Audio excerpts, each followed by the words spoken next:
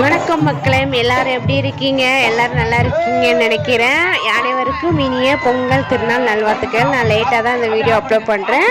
பொங்கல் அன்னைக்கு எங்கள் வீட்டு முன்னாடி விளையாட்டு போட்டி நடந்துச்சு. அங்கே வந்து ஃபன்னாக நிறைய விளையாட்டு நடந்தது. அந்த இதில் வந்து விஜய் டிவி புகழ், கோதண்டம், முல்லை 2 பேருமே கலந்துட்டு காமெடி ஷோ பண்ணாங்க. அந்த காமெடி ஷோவை பார்த்து நான் ரொம்ப என்ஜாய் பண்ணேன். அதை வந்து உங்களுக்கும் நான் அப்லோட் பண்ணி உங்களையும் நான் என்ஜாய் பண்ண வைக்க போகிறேன். என்னோடய சேனலை புதுசாக பார்க்குறவங்க சப்ஸ்கிரைப் பண்ணிவிட்டு பாருங்கள், லைக் பண்ணுங்கள், கமெண்ட் பண்ணுங்கள். இந்த வீடியோ நீங்களும் பார்த்து என்ஜாய் பண்ணுவீங்கன்னு நினைக்கிறேன். அதனால தான் நான் இதை அப்லோட் பண்ணுறேன். ஒன்ஸ் அகெயின் எல்லாருக்கும் இனிய பொங்கல் திருநாள் நல்வாழ்த்துக்கள். வீடியோ கண்டினியூவாக பாருங்கள். இது பார்ட் 1 வீடியோ அப்லோட் பண்ணுறேன். நெக்ஸ்ட் வந்து பார்ட் 2 வீடியோ உங்களுக்கு வரும். ரொம்ப அழகா பேசுவான், அற்புதமா பேசுவான். ஹலோ, அற்புதமா பேசுறேன். ஆமா. ஸோ போரூர் காரம்பாக்கம் பகுதியில வியாபாரிகள் சங்க சார்பா இன்னைக்கு பொங்கல் விழாவை சூப்பரா சிறப்பா கொண்டாடிக்கிட்டு இருக்கோம். நல சங்கத்தின் சார்பா 150வது வட்டம். எப்படி 150வது வட்டம் பா? ஸ்கொயர் நினைச்சியா? ஓகே, எல்லாரும் உட்காந்து அசம்பிள் ஆயிட்டீங்களா? கொஞ்சம் அமைதியா உட்காருங்க ப்ளீஸ். சேர் இருக்கு, எல்லாரும் உட்காந்துருங்க. ஸ்டேஜ்ல இருக்கோம் கொஞ்சம். தமிழா முன்னாடி வந்து உட்கார்ந்தானடா. சேர் இல்லையா? மோகன்ராஜ் என்ன அவ்வளவு சேர் இருக்கு, சேர் இல்லைன்ற கம்ப்ளைண்ட் பண்றாங்க.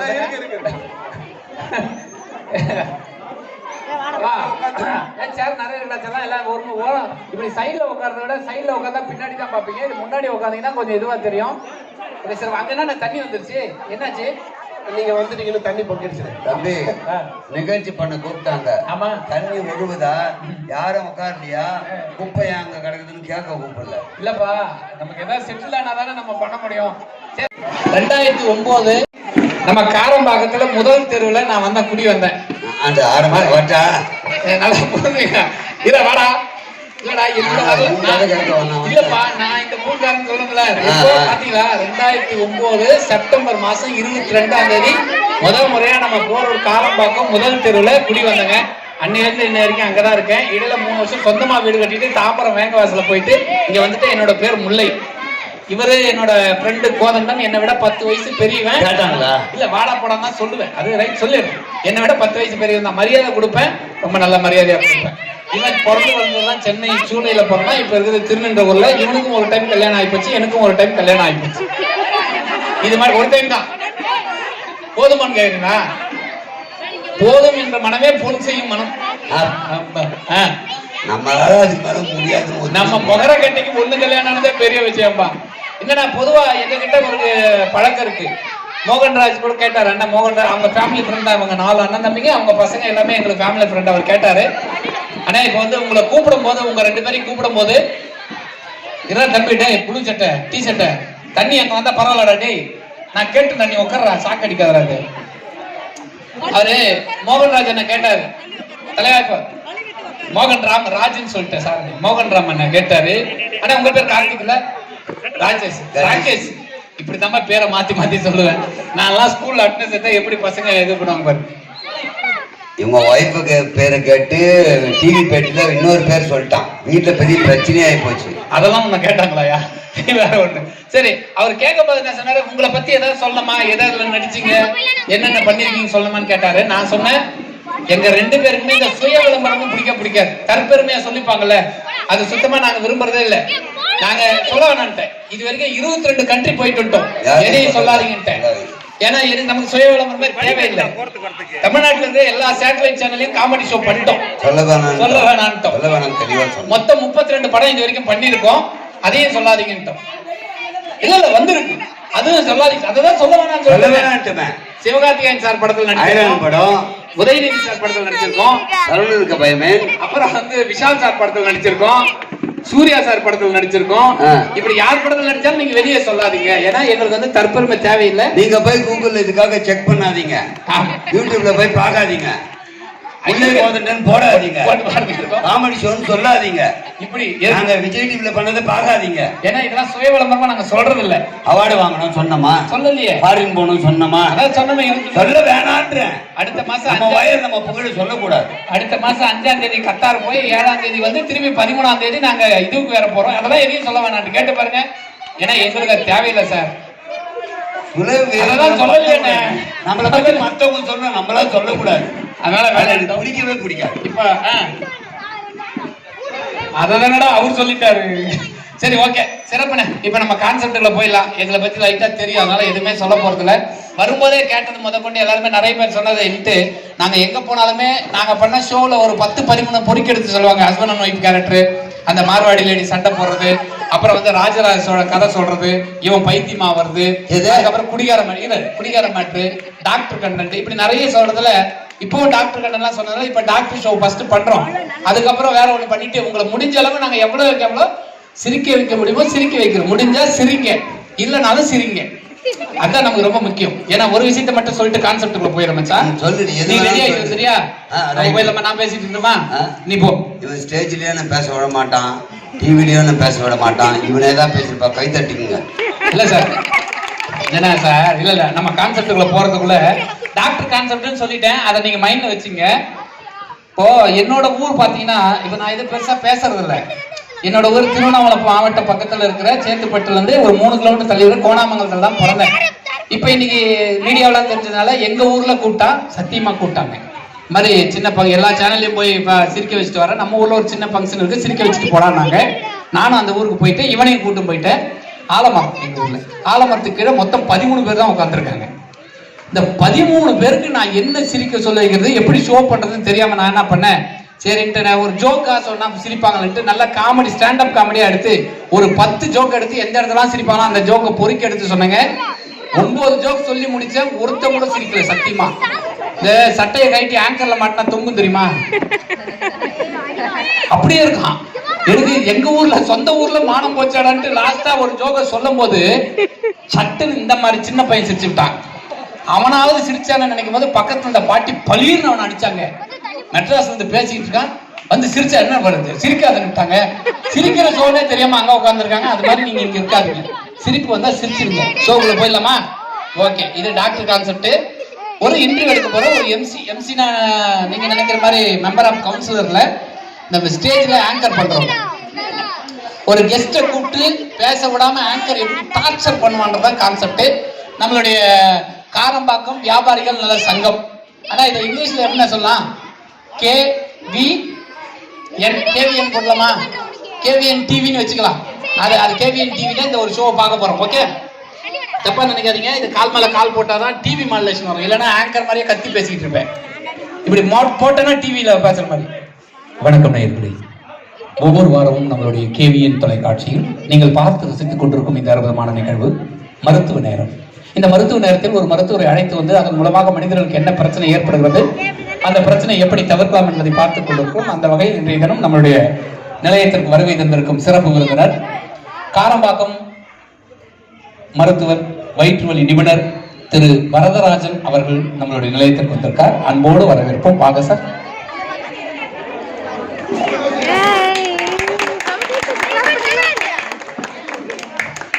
இருங்க, டாக்டர் தானே நீங்க? எஸ். என்ன இப்படி வந்திருக்கீங்க? இல்ல டிவி நிகழ்ச்சிக்கு என் ஒய்ஃபு இந்த கலர் போட்டு போனா பளிச்சுன்னு தெரியல. சரி, நீ தான் நல்லா இல்ல, கோட்டாவது நல்லா இருக்கணும்னு போட்டேன். அப்படியா? ஓகே, ஒரு நிமிஷம். என்னங்க அடிக்கிறீங்க? இல்ல தூசு தட்டினேன் சார். இது வந்து டாக்டர் ஷோ சார். ஆமா, கரெக்டா இந்த டாக்டர் ஷோ வந்து கான்செப்ட் வந்து 14 நிமிஷம். இது நான் ஆங்கர்னு தெரிஞ்சு போச்சு. நீங்க டாக்டர்னு தெரியறதுக்குள்ள ஆடியன்ஸ்க்கு ரொம்ப நேரம் டாக்டர் தான். ஆனா இந்த கோட்டு வயலட் கலர் கோட்டு, நெத்தியில பட்டை, கோல்டு கலர் ஃப்ரேமு, தலையை சீச்சி விட்டுக்கிறீங்க. இதை பாக்குறதுக்கு எப்படி தெரியுங்களா இருக்கு? சிம்மராசி நேயர்களே, இன்னைக்கு ஈவினிங் டிஃபன் போடுவாங்க, இங்கேயே சாப்பிட்டு போலாம். இன்னும் ஃபங்க்ஷன்லாம் நிறைய இருக்கு, கேம்ஸ் எல்லாம் அட்டன் பண்ணி பார்த்து இப்படி சொல்ற மாதிரி இருக்கு. புரியுதுங்களா? இது ஒரு டாக்டர். டாக்டர்னா அந்த வெள்ளை கோட் போட்டாதான் டாக்டர், அப்படி தெரியணும்ல. இதுதானே என் ஒய்ஃப் ஆசையாச்சு கொடுத்ததுங்க. இது அதனால இதே நான் போட்டுக்கிறேன். நீங்களே போட்டுக்கிறீங்க. பேசாம ஒய்ஃபை டைவர்ஸ் பண்ணிடுறீங்களா? உங்க உங்க ஷோ வந்து உங்க ஒய்ஃபுக்கு பண்ண வந்தீங்களா இங்க பண்ண வந்தீங்களா? சேனல் தாங்க இருந்தாலும் இந்த கலர் நீங்க வேணா கேமரால பாருங்களேன், பளிச்சுன்னு பர்ஃபெக்டா நல்லா அழகா இருக்கும். பர்ஃபெக்டா தெரியும் சார். போன் பண்ணும்போது நீங்க என்ன கேட்டீங்க? பேமெண்ட். ஆயிரத்தா பேமெண்ட் தான் கேக்குறீங்களா? அதை விட்டுருங்க. எங்கிட்ட என்ன சொன்னீங்க? சார் எங்க ஹாஸ்பிட்டலுக்கு யாருமே வரல, இருந்தாலும் உங்க சேனல்ல கூப்பிட்டு பேட்டி எடுங்க, நிறைய பேர் வரதா சொல்லுங்க. நீ தானே பப்ளிக்கா எல்லாத்துலயும் சொல்லிருக்கீங்க. நீ தானே சொன்ன. நான் உங்ககிட்ட சொன்னா அதுக்காக ஓப்பனா சொல்லுவீங்களா நீங்க? அப்ப நல்ல கோட் போட்டோம். இருந்தாலும் நல்லா சீப்பாவா டாக்டர்? இன்னும் சீப்பா கூட சொல்றேன். வேணா போ போ. இது எங்க ஊரா போச்சு, அசிங்கமா திட்ட வைக்காதடா போடா. நாங்க சேனல்ல போடா போடா அறிவுகள் போடா. இது போடா. டிவி சேனல்ல மரியாதை கொடுப்பாங்க, நாங்க இவ்வளவு கேவலமா திட்டுறாங்க. எல்லாம் எடிட் பண்ணிருண்டா, மரியாதை எல்லாம் திட்டந்தெல்லாம்.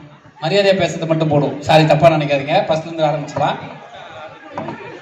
வணக்கம் நேயர்களே. ஒவ்வொரு வாரம் நம்மளுடைய கேவிஎன் தொலைக்காட்சியில் சரியாக மாலை பொழுது 5 மணி 2 நிமிடத்திற்கு நேரலையில் சந்தித்துக் கொண்டிருக்கும் ஒரு நிகழ்வு மருத்துவ நேரம். இந்த மருத்துவ நேரத்தில் ஒரு மருத்துவரை அழைத்து வந்து அதன் மூலமாக மனிதர்களுக்கு என்ன பிரச்சனை ஏற்படுகிறது, அந்த பிரச்சனை எப்படி தவிர்க்கலாம் என்பதை பார்த்துக் கொண்டிருக்கிறோம். அந்த வகையில் இன்றைய தினம் காரம்பாக்கம் பகுதியைச் சேர்ந்த வயிற்று வலி நிபுணர் டாக்டர் வரதராஜன் அவர்கள் நம்மளுடைய நிலையத்திற்கு வந்திருக்கார். அவரை அன்போடு வரவேற்போம். வாங்க சார். இது எப்படி இருக்கு? டாக்டர் மாதிரி இருக்கா? ஏன் இங்கதான் உட்கார போறீங்களா? டார்ச்சருக்கே பிறந்துருவாங்க. இப்ப பாக்குறதுக்கு டாக்டர் மாதிரி இருக்கு, டக்குன்னு கான்செப்டுக்குள்ள போயிடலாம், அப்ப புரியும் ஆடியன்ஸுக்கு. அதை விட்டுட்டு நீங்க ஸ்டுடியோ இங்க மட்டும் மூஞ்சில மட்டும் லைட் வருது, தலைக்கெல்லாம் லைட் போடக்கூடாது. வாட் இஸ் திஸ் வைக்கல் சார்? இவரு ராகேஷ் கிட்ட சொல்லி பெட்டு போட சொல்றேன், பத்துக்கிறியா? இப்படி நிமிர்ந்து இப்படி உட்கார்ந்தா ஆடியன்ஸ் மூக்கு தான் தெரியும், நிமிர்ந்து உட்காரணையா? ஐயோ ஃபர்ஸ்ட் லைவா? ஆமாங்க, விளங்கிரும், நல்லா வரும். சார் உங்களோட பிஸி ஷெட்யூல் ஒதுக்கி எங்க சேனலுக்கு வந்தீங்க. அப்படி தாங்க சொல்ல சொன்னேன். யோ ஆமான்னு மட்டும் சொல்லுங்க. ஆமா கேட்டதுக்கு அப்புறம் சொல்லுங்க. சார் உங்களோட பிஸி வயிற்றுக்கு சோறு தானே தின்றீங்க? இல்ல இட்லி தோசை பூரி பொங்கல் மாறி மாறி சாப்பிடுறீங்களா? கேட்டதுக்கு அப்புறம் காதுல வாங்கிட்டு அப்புறம் பதில் சொல்லுங்க. சார் உங்களோட பிஸி ஷெட்யூல் ஒதுக்கிட்டு இங்க வந்திருக்கீங்க. சார் உங்களோட பிஸி ஷெட்யூல் ஒதுக்கிட்டு இங்க வந்திருக்கீங்க. டேய் அதானே, அதை கொஞ்சம் பாருங்க.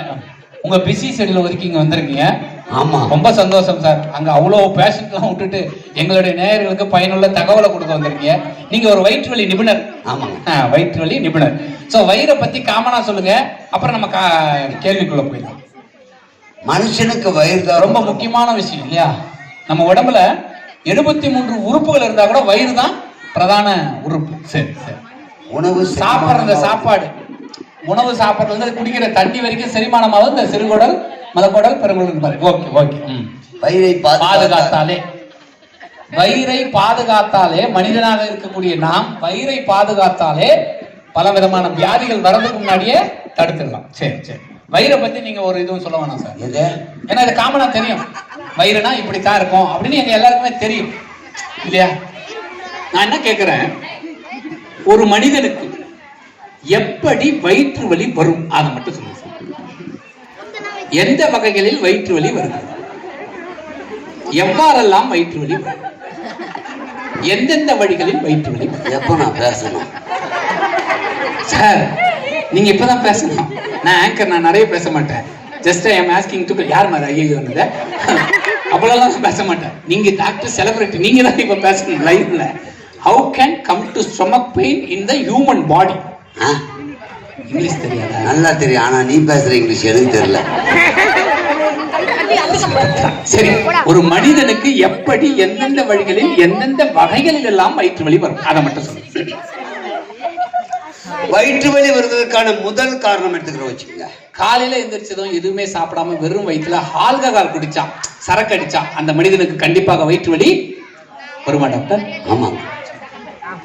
இந்த வயிற்று வலி வருவது என்பது நாம உருவாக்கிறது, இது யாரோ கொண்டு வந்து விடுறது இல்லை. அப்ப அப்படி வருது அப்படின்னா நீங்க என்ன பண்ணணும்னு சொல்ற பாருங்க, தெரிஞ்சுங்க சார். கார வகைகள் அதிகமா சாப்பிட்டா கூடங்க கண்டிப்பாக அந்த மனிதனுக்கு வயிற்று வலி வருமா டாக்டர்? ஆமாங்க. இந்த வயிற்று வலி வருவது என்பது நம்முடைய மூதாதையர்கள் எந்தெந்த வழியெல்லாம் மேற்கோடிட்டு காட்டினார்களோ அதை மறந்து விட்டோம். அப்ப நீங்க என்ன தெரிஞ்சுக்கணும்ன்றது இப்ப சொல்றேன். அதுதான் ரொம்ப முக்கியம். என்னன்னா நேரம் தவறி நேரம் சாப்பிடுறதுங்க. இப்ப இந்த காலையில சாப்பிடுறது, மதியம் சாப்பிடுறது, நைட்டு சாப்பிடுறது, விடிய காத்தாலும் ஒரு மனுஷன் அன்டைம்ல சாப்பிடறதுனால கூடங்க கண்டிப்பாக அந்த மனிதனுக்கு வயிற்று வலி வருமா டாக்டர்? வரும்.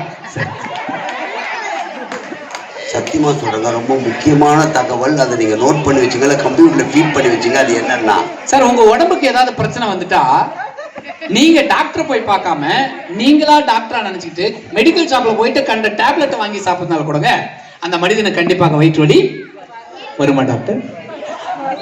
வரும். தயவு செஞ்சு சொல்றேங்க, உங்க நலனுக்காக, உங்களுக்கு தேவைக்காக சொல்ற, நோட் பண்ணி வச்சுங்க. அது ரொம்ப ரொம்ப முக்கியம். அது என்னன்னா முதல்ல சொல்ல வேண்டியது, நீங்க ரொம்ப யோசிக்க வேண்டிய விஷயம். இப்ப சொன்ன பாருங்க, ஆஃப் பாயில் சாப்பாடு, அரை வேக்காடு சாப்பாடு சாப்பிடுவதால் கூட கண்டிப்பாக அந்த மனிதனுக்கு வயிற்று வலி வருமா டாக்டர்? வருங்க சார், வருங்க. நாங்க தயவு செஞ்சு உங்களுக்கு தான் நான் சொல்லிட்டு இருக்கேன். நான் படிச்ச படிப்பெல்லாம் வீணா போயிடக்கூடாது, 4 பேருக்கு பயன் தரணும்னு சொல்றேன். ரொம்ப முக்கியமான விஷயம் என்னன்னா, கண்ட எண்ணெயில மசாலா ஐட்டங்கள், கண்ட எண்ணெயில பொரிச்ச மசாலா ஐட்டங்கள் சாப்பிடறதுனால கூட கண்டிப்பாக அந்த மனிதனுக்கு வயிற்று வலி வருமா டாக்டர்? வரும் வரும் வரும். ஓகே. இதுவரை நம்மளுடைய மருத்துவர் ஒரு மனிதனுக்கு எப்படி வயிற்று வலி வரும் என்பதை முகம் பார்க்கும் கண்ணாடியை போல் நமக்கு தெளிவாக எடுத்துரைத்தார். ரொம்ப சந்தோஷம் சார், உண்மையிலே சொல்றேன். உங்களை நினைக்கும் போது